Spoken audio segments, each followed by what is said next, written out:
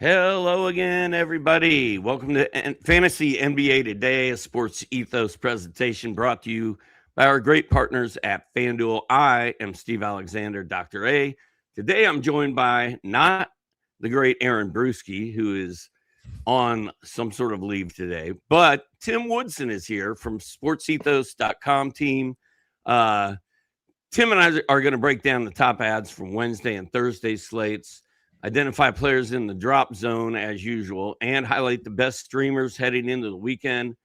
Got a lot to cover. Tim, this might be one of the last days these people have to look at me in an IU hat because I've been wearing this thing every day for 2 months, maybe more. The game is Monday, and eventually I'm going to take this thing off. But how are you doing? And who's your first ad?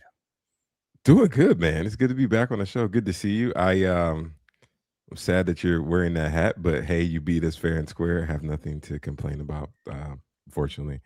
First ad for me for this lovely upcoming fantasy basketball news.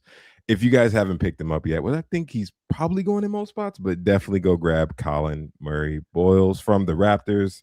The youngin looks good. Nice little points, rebound, defensive stats, threat. He has some good field goal. I think he needs to be on rosters right now.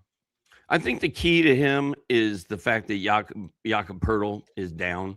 When Poeltl comes back, I'm a little worried about his minutes going forward. But I picked Colin Murray Boyles up in a league this morning, and I'm in competitive, kind of deep leagues. So check your waiver wire, see if CMB is there. I've been feeling this dude for a couple of weeks, Tim. He's been awesome.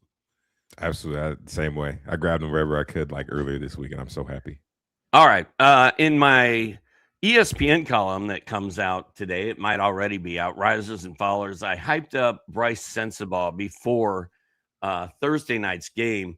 That was after he came off that monster 43-point explosion out of nowhere. I don't think any of us saw that coming. Well, he backed it up on Thursday with 27 points, 5 boards, 1 assist, 3 more triples. That's 8 triples in 2 games to go along with 70 points. That's 35 points and 4 3-pointers over his last 2 games. He's hit 25 of 37 shots over that 2-game stretch. I don't know if I trust Bryce Sensabaugh the rest of the way, but based on these 2 games and based on the fact he was already doing some stuff, I'm kind of feeling him. And he's not going to get you a lot of blocks. He's not going to get you a lot of steals, assists. But points and threes, it looks like he might be good to go there. I think that's great. I like the fact that you grabbed him too. As an Ohio State guy, as we keep bringing this back to college, very excited for what he's doing, and I think he can ball. It's just a matter of opportunity, and he's got it. They also play Dallas. They're probably not going to look to play their main guys. Yes, grab him.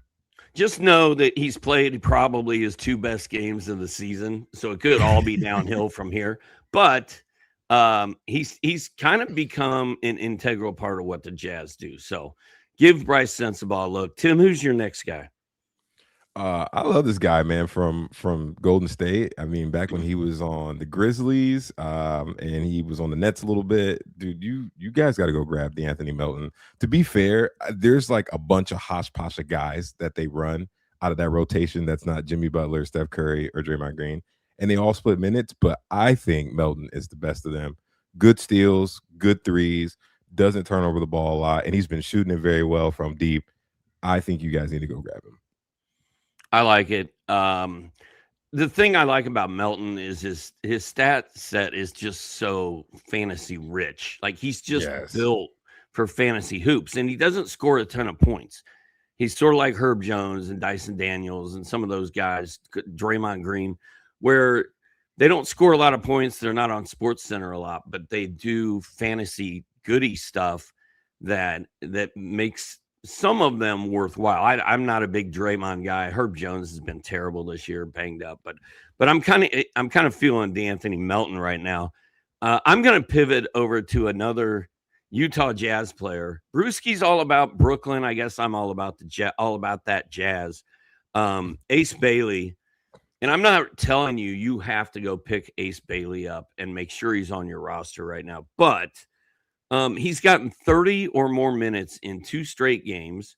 He was okay in the first one, but last night, man, Ace Bailey on Thursday, 15 points, 5 boards, 3 assists, 2 steals, 2 blocks, and a 3-pointer. That's fantasy gold. He looked healthy. He made some moves that the announcers were kind of like, whoa, that was pretty smooth.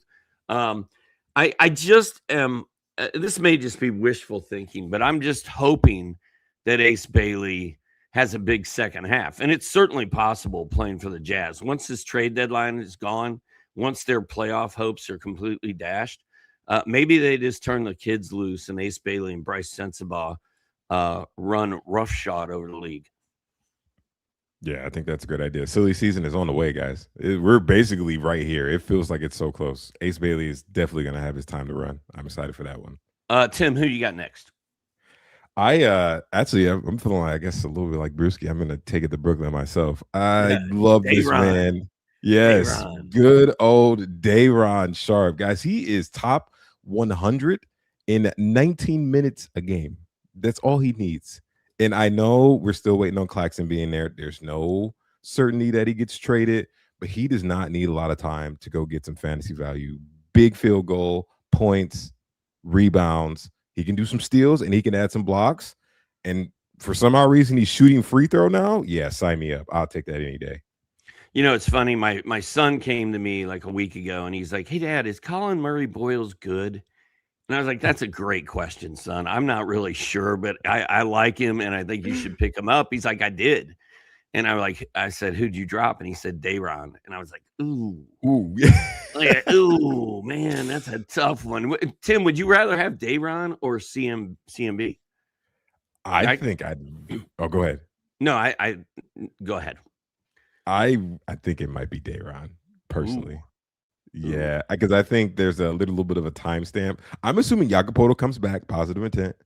And Day'Ron can get it done now. So imagine if something breaks his way. Absurdity. Yeah. I don't know that you can go wrong with either guy right now. Day'Ron is very intriguing. So is CMB.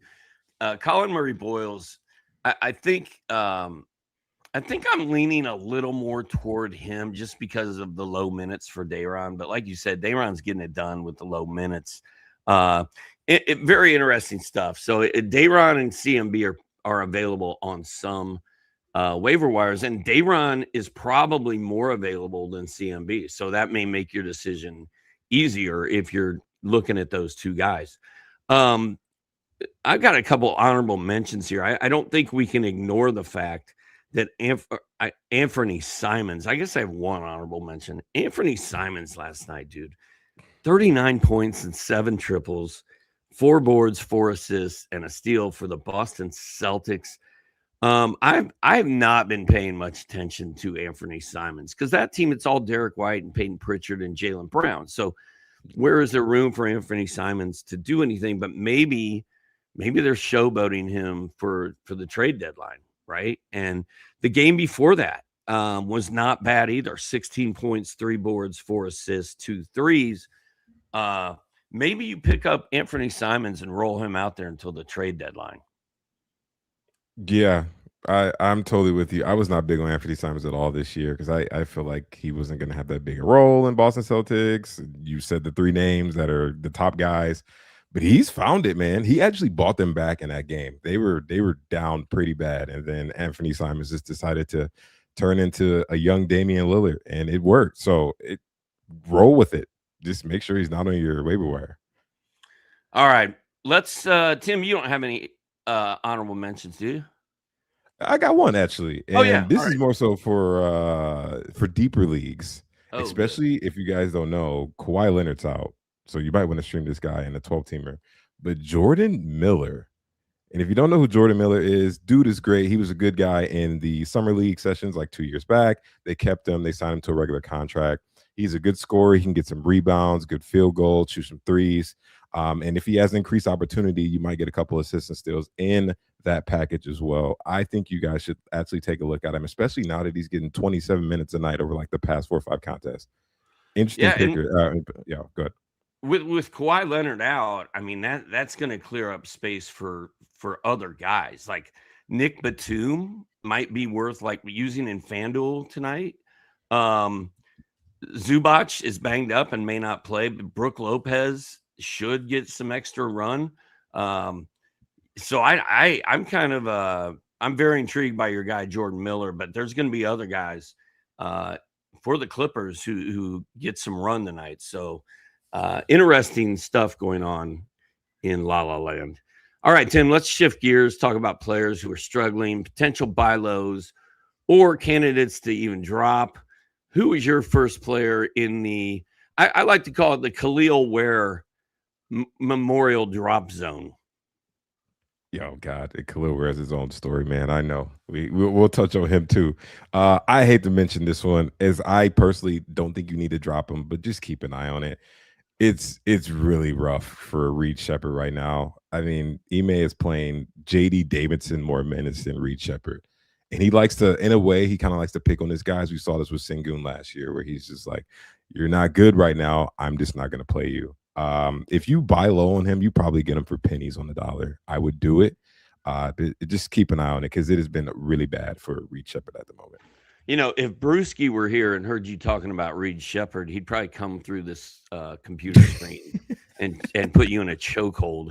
I mean, you got to look at what Reed Shepard is doing for your team and your particular situation. I mean, there are teams that Reed Shepard's on in fantasy where he's not helping, and sometimes you got to make tough decisions and cut guys. Like, I mean, if you got to cut Reed Shepard and move on, you got to do it. I don't think any of us are recommending that you just straight up cut Reed Shepard, but I could see scenarios where, you know, there's a guy sitting on your waiver wire who you trust more and is going to help you more than Reed Shepard is. So he's in a tough place right now.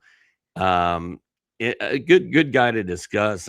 Again, we're not telling you to cut him, but you might have to think about it. I'm going to pivot to Tumani Kamara of Portland.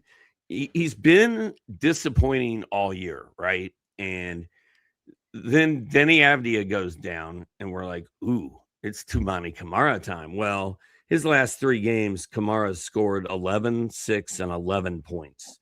And the other numbers just aren't there. Like Kamara is kind of one of those guys, like we were talking about with Melton, steals, blocks, threes, all the goodies, and they just haven't been there this year. So I'm not giving up on Tumani Kamara, but I'm certainly not no longer of the mindset that I must hang on to Tumani Kamara at all costs. Yeah, I'm going to be fair. I had him in a 12-team league. I already dropped him.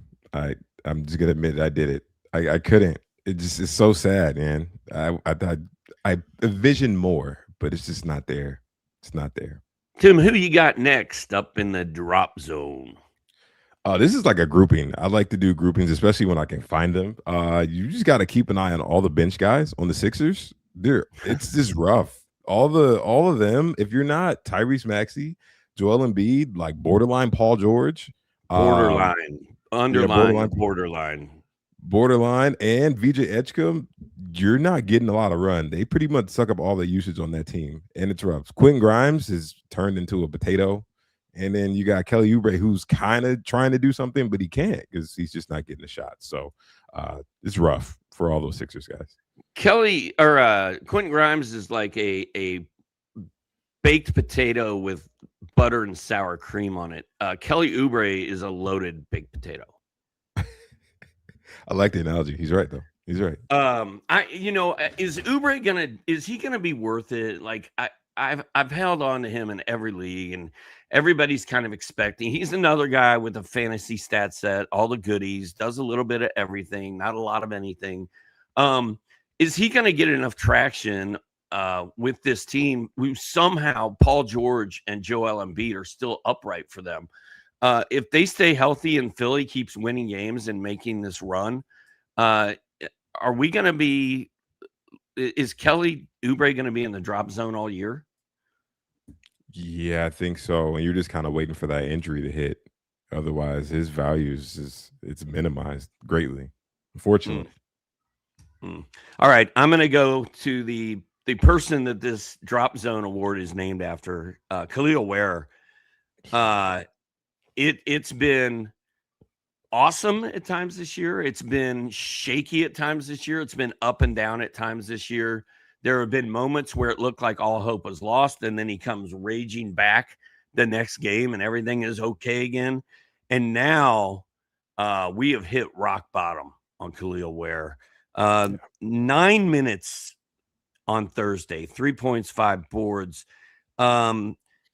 His minutes over the last 4 games have gone 9, 16, 16, and 17.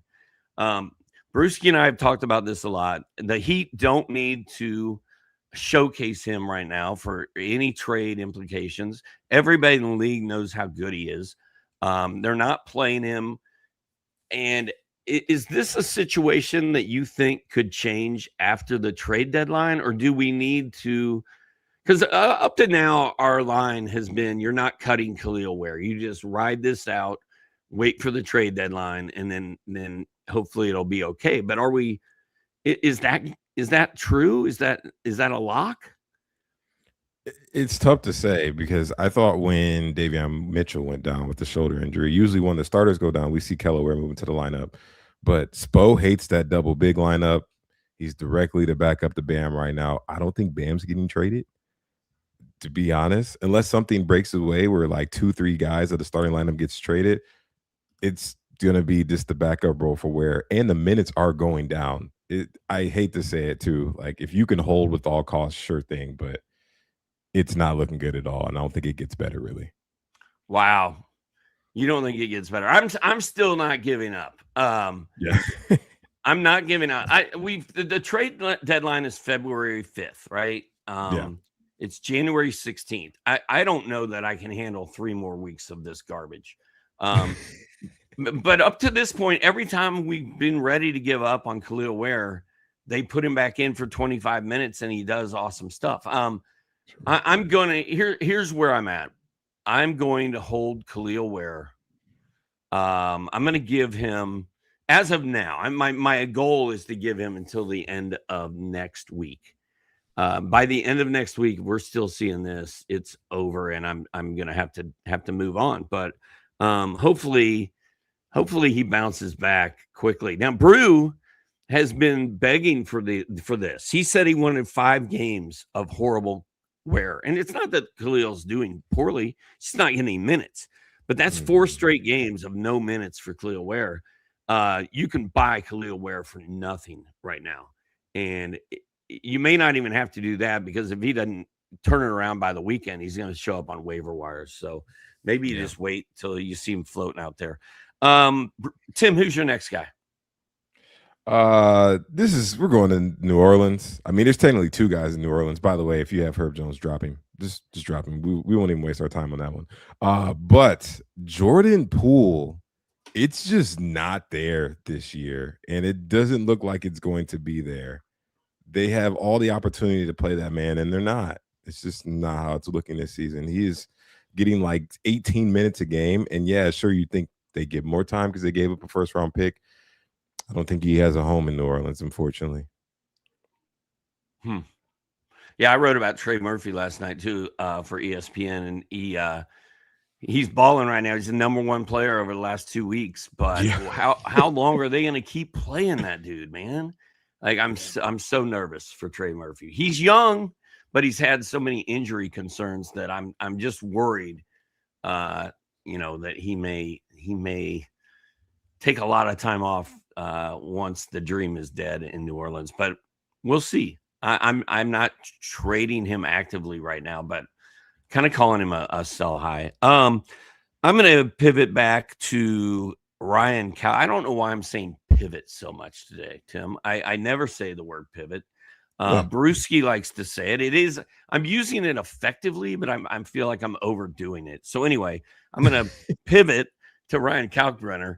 Kalkbrenner, I'm not feeling Kalkbrenner, man. Moussa Diabate's starting. Moussa Diabate's getting the bulk of the minutes. I'm not even gonna go over the numbers. I'm just gonna say Kalkbrenner, 15 minutes and 13 minutes in his last 2. And yeah, I know he's working his way back from the elbow, but I think they like Musa Diabate, and I'm worried about Kalkbrenner's elbow. Like I feel like it's going to linger for a while, and I'm just kind of out on Kalkbrenner. Oh, I totally agree. I talked about this on the box score breakdown from last night. By the way, check it out, guys, if you have a chance. The Hornets have the second best net rating over the past 10 games.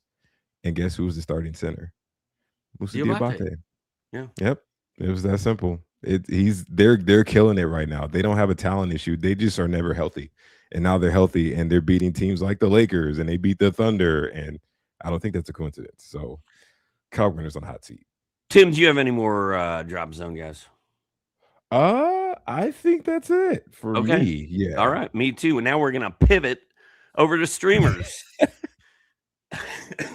But before we do that, a quick note: if you're watching us on Twitter, be sure to check out the Sports Ethos YouTube channel for our daily fantasy content and subscribe to the Fantasy NBA Today podcast feed. Not all of our episodes are available on this platform. It's very important that you like and subscribe to that thing so we can keep doing this. Tim's box score breakdown that he mentioned. Tim, how do you find that? You go to sportsethos.com and look for the box score breakdown, right? Yep. You can do it on the YouTube channel too. Sports Ethos on YouTube. You can find us on Apple and Spotify. Box score breakdown. We have our own channel, and sometimes they post us on the Fantasy NBA Today page. Just everywhere. Hell yeah, brother. Hell yeah. All right. Streaming schedule for this weekend and Monday's MLK Day. Remember that Monday is Martin Luther King Day. It's Martin Luther King Day. It's the Super Bowl of the NBA fantasy season because you get games starting at 1 o'clock in the afternoon and they end at 1 o'clock in the morning. And you can just, like, I always used to take MLK Day off at my old jobs when I was a civilian because I just wanted to, like, just dive into fantasy land that entire day. It's the best day in the NBA as far as I'm concerned. And then a little football game is happening that night. The Miami Hurricanes unfairly hosting my Indiana Hoosiers for the Natty. Let's see. The Bucks don't play this weekend. I don't know. Do I need to? Let's get into this. Washington, Indiana, and Brooklyn. All right. Mm-hmm. So the Wizards, Pacers, Nets. 3 teams that play 2 games over the weekend, plus they play on MLK Day. So these are guys you can stream very early in the weekend and ride them into Monday. Tim, who are your top streamers off those teams? Yeah, from the Wizards, I think we can go with the young man, the rookie Trey Johnson. No Chris Middleton, of course. He's an unk now in today's league, and Bilal Coulibaly is out as well. He got ruled out for this current game. So yeah, Trey Johnson is going to get a chance to run wild, which is what we want to see. Trey Johnson and Justin Champagnie, I think, are really strong plays with both of those guys out. Hopefully, Alex Sarr and Bub Carrington also go off. But I mean, I think all those guys I just mentioned, like Bub Carrington's another one. He can be thrown into lineups this weekend and on MLK Day. And Bub Carrington's kind of like Brandon Williams of Dallas. He's starting and he's getting usage and he's getting minutes, but the numbers are kind of lacking.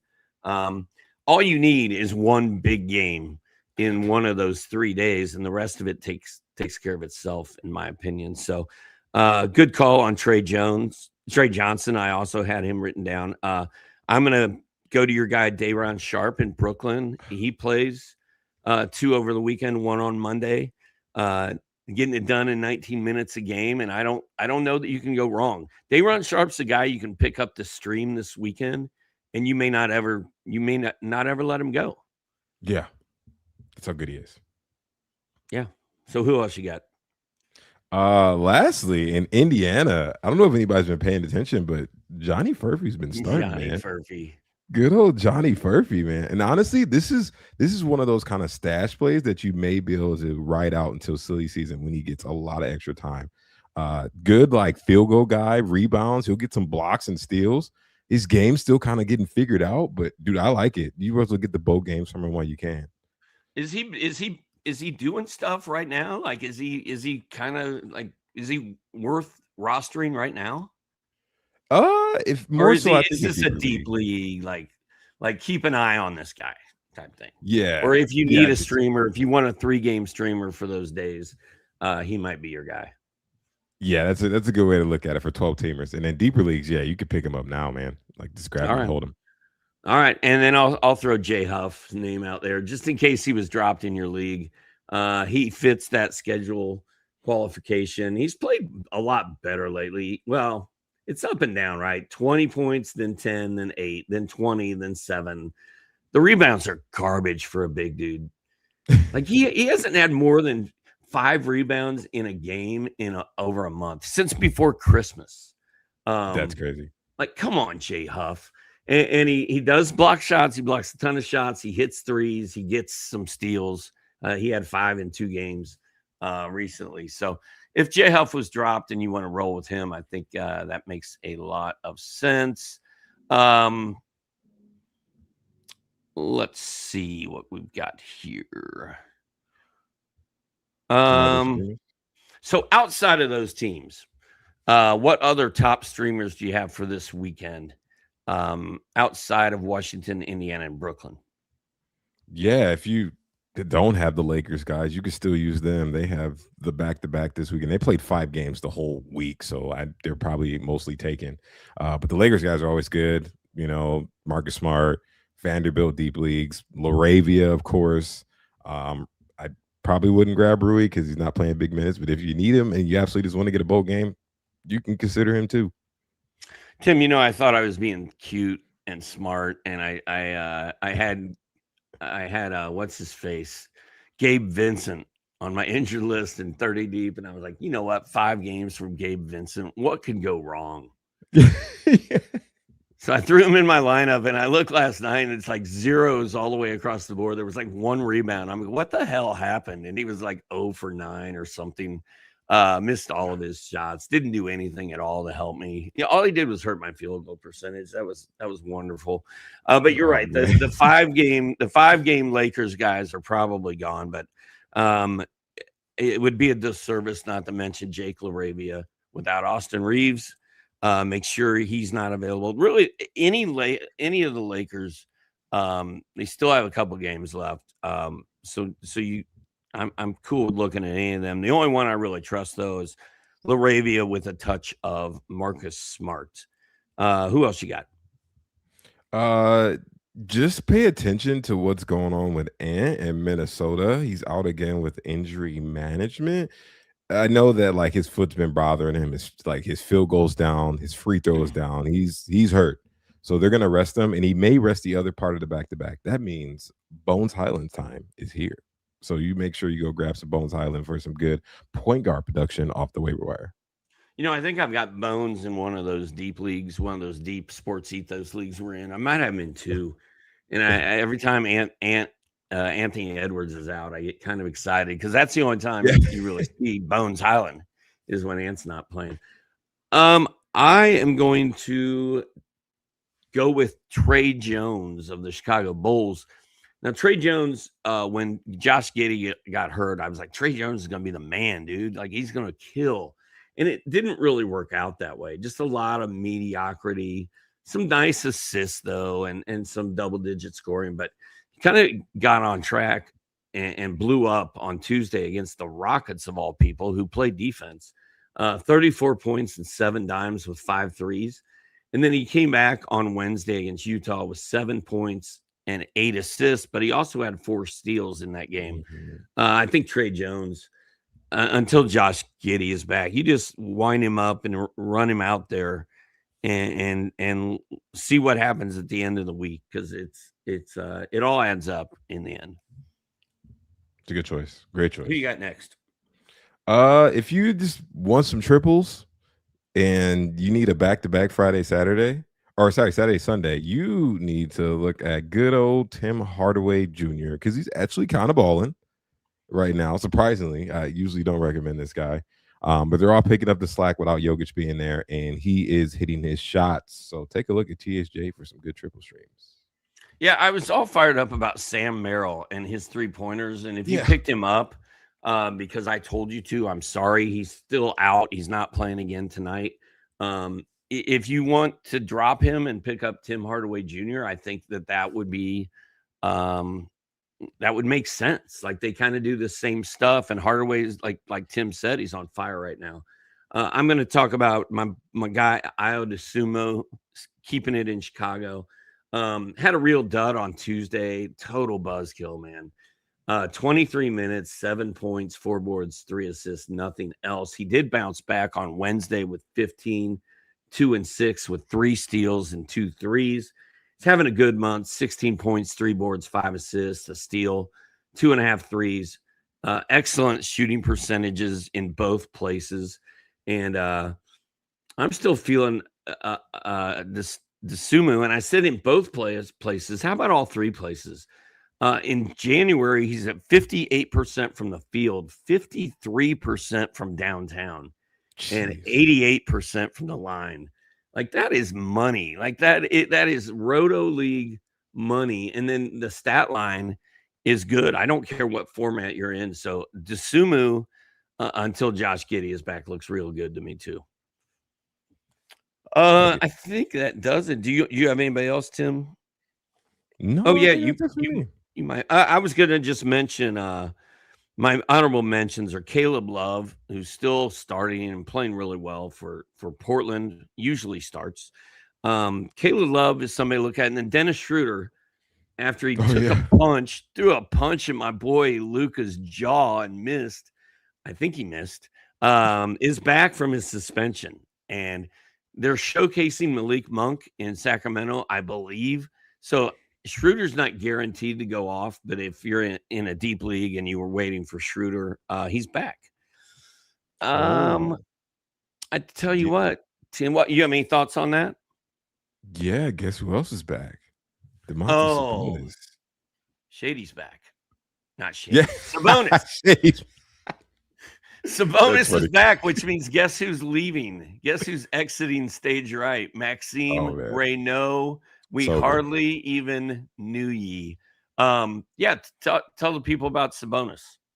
Oh, man, I'm excited to see that. Yeah, Maxime Reynaud's done, unfortunately. But we know what Sabonis is, the big PRA guy over there in Sacramento. And I think he's going to have a lot more fantasy implications on people like Russ, too. So you just got to keep an eye on what it is. Good to see him back, though, finally. Welcome back, brother. Yeah, man. Sabonis and Schroeder back for the Kings. That's a boost for them. It also messes up guys like Reynaud and maybe Monk and who knows who else. That team's a wreck. All right, Tim, thanks for joining me today. That's going to do it for this episode of Fantasy NBA Today. If you're listening to the podcast feed, leave us a 5-star review. It helps. It really does. If you're watching on YouTube, hit the thumbs up. Subscribe to the Sports Ethos channel. That way you never miss an episode. That also helps us out. From Tim, Andre, everyone here at Sports Ethos. We'll be right back with our daily fantasy deep dive, available exclusively on the Fantasy NBA Today podcast feed and the Sports Ethos YouTube channel. Join us there. We'll be tweeting about it here in a minute. This has been Fantasy NBA Today, presented by FanDuel. Peace, guys.